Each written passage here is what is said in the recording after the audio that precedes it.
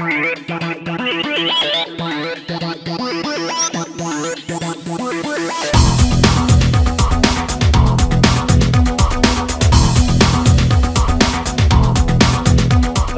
welcome to Onchain Reaction.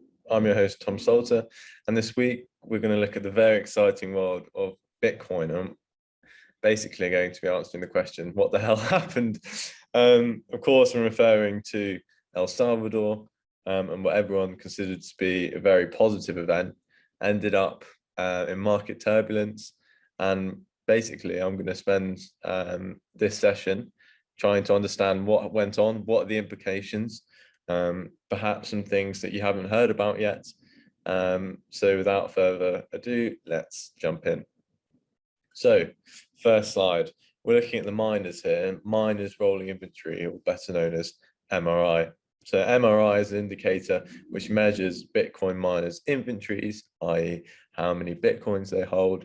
And we typically have observed this on a 6-week window, counting numbers mined and the numbers spent by miners over that period. And obviously, depending on the difference in between those two, you get the number which you see on the screen. So where are we at the moment? We are below the 100 line. So before I jump in, I'll just explain what that means. So I've highlighted with the black line 100%. The small circle is actually the 7th of September, which is when El Salvador formally accepted Bitcoin as legal tender, and obviously the arrow down signaling that quite sharp drop. So if we're above the 100% line, this means miners have spent all the coins that they've earned through block reward over a 6-week period.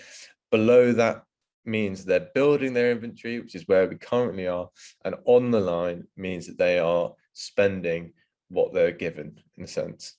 So Bitcoin supply is around 6,000 Bitcoin a week. And this means that we've seen them offload a massive amount of their inventory. So their inventory plus what they've got in block reward, which is above 100. We've seen that in the green lines above the black line. And we've seen that sharp drop, which means that they were very happy with the market price pre-El Salvador. They shifted a lot of what they had. And now they've retraced and they're building up the inventories ever so slightly. Sure, we're at around 95% at the moment. So there's a small building of inventory, but this signals that they're not quite happy with the market bid, or not happy enough to sell right now.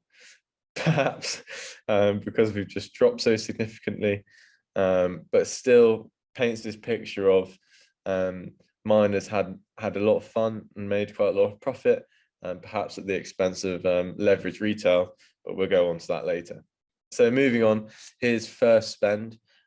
First spend looks at the number of Bitcoin miners spend that they freshly got or freshly mined, i.e. the rewards that they get that week. So we're seeing here a peak in El Salvador news, which is again the small circle, and then quite a sharp drop to where we are today. So I've highlighted the 6,000 marks. This tends to be how many Bitcoin are generated per week. And we're seeing that miners are just spending a lot less of the Bitcoins that they generate. And this signals that, they're actually they were very comfortable with the market price, and now they're not. And this is a perception of a really weak market bid in the short term. This doesn't mean, of course, that 45K is a buy level. Instead, it means that miners feel like they've shifted enough of their inventory and now are looking to recover some of that. Whether or not that's at a lower price, who knows? But really, this slide is just to highlight the effect that the miners have on the market. And we're seeing this time and time again. The miners are very good at cooling slumps. So moving on, now we're looking at more on-chain. So has the on-chain improved over the last couple of weeks? Maybe sound like a broken record, but the on-chain doesn't look to be turning up really at all. As I put in the title, the slump continues, and we can see this from the transaction count. This measures the number of transactions over a period.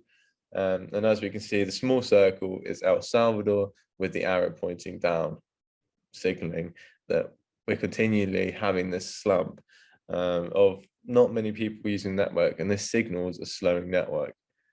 So what does that mean? Well, it doesn't mean necessarily that El Salvador's slowed the network, but it does mean in the short term, it's damaged it. And we really didn't need a damage to the network because, as I've said over the last couple of videos with you guys, we are looking for these on-chain metrics to turn up. So what do fees say? Fees, probably the weakest on-chain indicator of them all. Fees signal a demand for the actual Bitcoin network in a really obvious way. This is actually a metric which investors should look at closely to see the network effect of Bitcoin. At the moment, since halfway through May, we see the stagnant network. And actually, this really highlights that the current market price, even if it's at 50 or 45 or wherever, the on-chain just simply can't support that price. So that's why we're seeing a lot of bouncing up and down, and why events such as El Salvador can have a real impact on volatility and turbulence.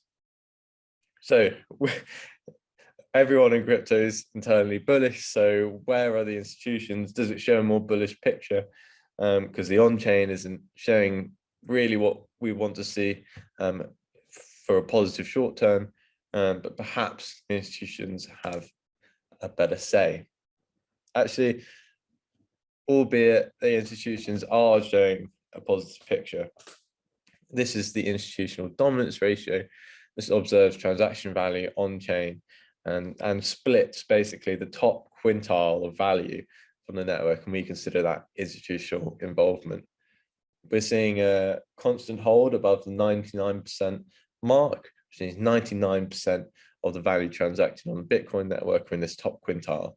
That's fantastic. We're seeing this held figure out of the June-July slump.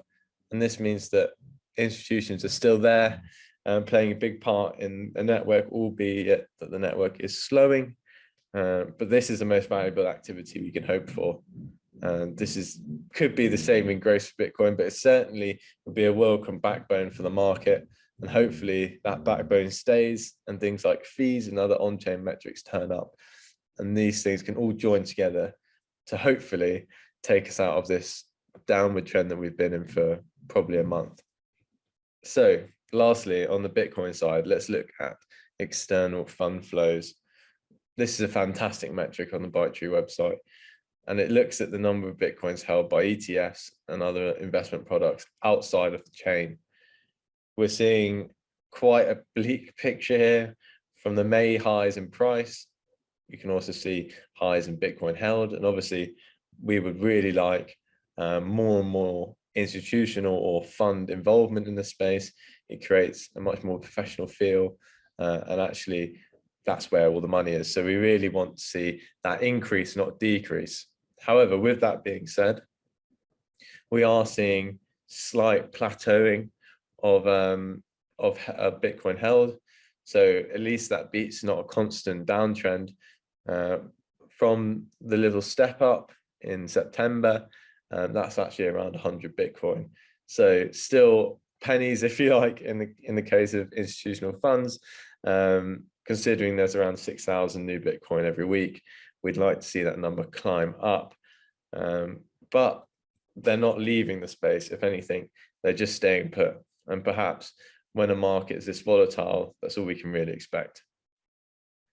So we've seen that the on-chain has an answer for a stagnant market.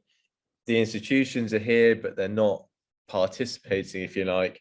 And the miners were very good at calling the top.